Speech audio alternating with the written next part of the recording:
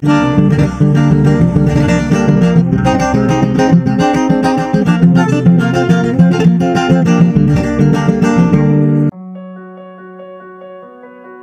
lagi Sobat Abang Syabir Official. Bagaimana kabar kalian? Semoga selalu dalam keadaan sehat. Pada video kali ini, kita akan membahas sejarah masuknya Islam ke Indonesia. Sejarah masuknya Islam ke Indonesia dibuktikan lewat beberapa teori. Ada yang menyebut Islam sudah masuk ke Nusantara sejak abad ke-13. Ada banyak pendapat tentang sejarah masuknya Islam ke Nusantara. Sebagian peneliti barat berasumsi bahwa agama Islam masuk sejak abad ke-7. Ada juga yang menyebutkan Islam masuk mulai abad ke-13. Dalam buku Intisar Rizki, Sejarah Kebudayaan Islam oleh Siti Wahidoh disebutkan bahwa Islam masuk ke Nusantara mulai abad pertama tahun Hijriyah. Artinya, itu sewaktu pedagang Sufi Muslim Arab masuk China melalui jalur Laut bagian barat. Hal ini disimpulkan dari manuskrip China era dinasti Tang. Islam diyakini masuk ke Nusantara berawal dari kawasan pesisir yang kemudian bergerak ke pedalaman. Penyebaran Islam juga banyak mendapat bantuan dari para ulama.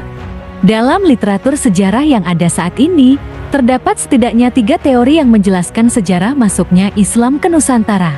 Teori tersebut yakni teori Gujarat, teori Makkah, dan teori Persia. Pertama, teori Gujarat. Teori Gujarat menerangkan agama Islam masuk ke Nusantara pada abad ke-13 melalui pedagang Muslim India. Teori ini berdasarkan Pijapal asal Universitas Leiden. Dia mengatakan asal muasal Islam adalah Gujarat dan melebar.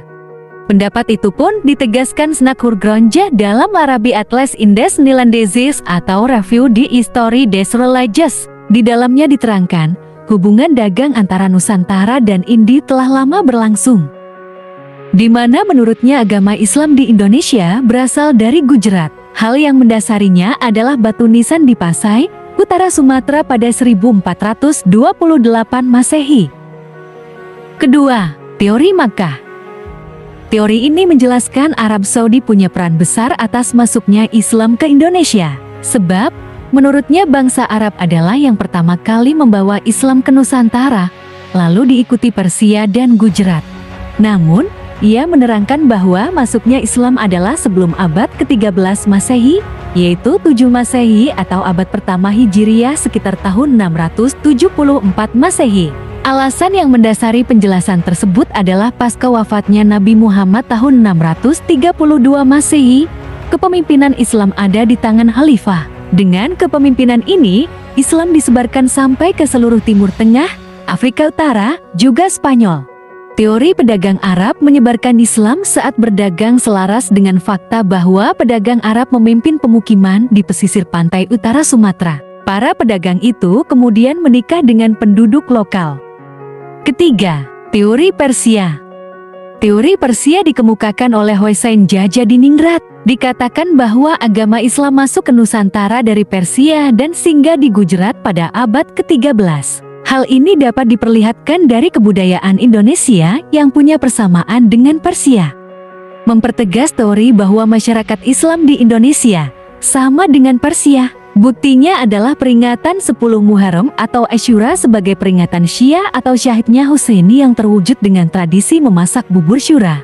Teori Persia juga didukung melalui kesamaan ajaran Syekh Siti Jenar dengan ajaran Sufi Iran al-Halaj. Ada pula penggunaan istilah bahasa Iran dalam sistem ejaan huruf Arab untuk tanda bunyi harakat dalam pengajian Al-Quran tingkat awal. Nah, itulah sejarah singkat masuknya Islam ke Indonesia. Demikianlah video kita kali ini, semoga bermanfaat buat kalian semua. Akhir kata saya izin pamit, terima kasih.